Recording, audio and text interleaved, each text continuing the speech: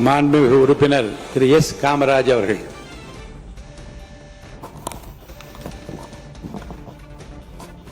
மாண்புமிகு பேரவைத் தலைவர் அவர்களே, மாண்புமிகு முதல்வர் அவர்களே, அமைச்சர் பெருமக்களே, சட்டமன்ற உறுப்பினர்களே, அனைவருக்கும் காலை வணக்கம்.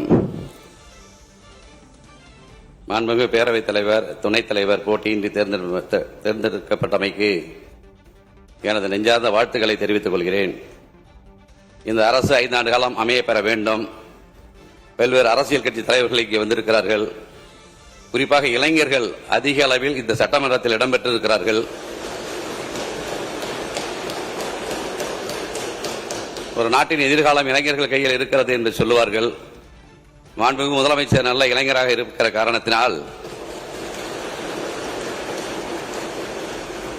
நிச்சயமாக ஒரு சிறந்த ஆட்சியை ஏற்படுத்தி தருவார் என்கிற நம்பிக்கை எனக்கு இருக்கிறது. அதனால் தான் உங்களை ஆதரித்து பேசுகிறேன், வாழ்த்தி பேசுகிறேன். சில கசப்பான சம்பவங்கள் நிகழ்ந்ததுண்டு. அது அன்றைக்கு இருக்கிற அரசியல் சூழல். இன்றைக்கு முதலமைச்சர் அவர்கள் தான் ஒரு திறமையான ஆட்சியை கொடுக்க முடியும். நீங்கள் முதல் கையெழுத்திட்ட இந்த 3 அறிவிப்புகளும் தமிழ்நாட்டிற்கு நிச்சயமாக உதவுகிற திட்டங்கள். இன்னைக்கு நான் 3 நாளா சென்னையில் தான் இருக்கிறேன். கடந்த காலங்களோடு ஒப்பிடும்போது சென்னை இன்றைக்கு எப்படி தெளிவாக இருக்கிறது, சுத்தமாக இருக்கிறது, சுகாதாரமாக இருக்கிறது, காவல்துறை எப்படி சிறப்பாக செயல்படுகிறார் என்பதை நான் எண்ணி வியந்ததுண்டு. நிச்சயமாக நீங்கள் நல்லாட்சி தர வேண்டும். 5 ஆண்டு காலம் சிறப்பான ஆட்சியை வழங்க வேண்டும். 75 ஆண்டு காலம் 50 ஆண்டு கால ஆட்சிக்கு நீங்கள் முன்னுதாரணமாக இருக்க வேண்டும். இளைஞர்கள், தமிழ்நாட்டு இளைஞர்கள் உங்களை நம்புகிறார்கள், நாங்கள் உங்களை நம்புகிறோம்.